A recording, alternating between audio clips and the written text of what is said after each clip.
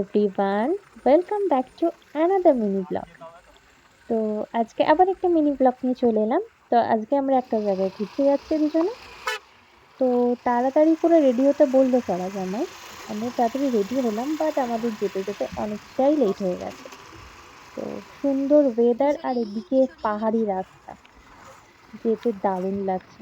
রাস্তাটা দেখতে পাচ্ছ, এরকম যে রাস্তা আছে এটা গ্রামের অনেকটা দিকে ভেতর আমরা দিকে। জানতামই আমরা না আমাদের ভেতরের দিকটা এরকম আম বাড়ি থেকে অনেকটাই দূরে এটা। ভালো লাগছে না তো এই জায়গাটা পাহাড়টাকে মানে ভেতর দিকে যে এরকম ভিডিও তো টাইপের ভালো একটা আসছে রাস্তা আছে, ভিডিও তো ভালো আসছে এরম পাহাড়ি টাইপসের।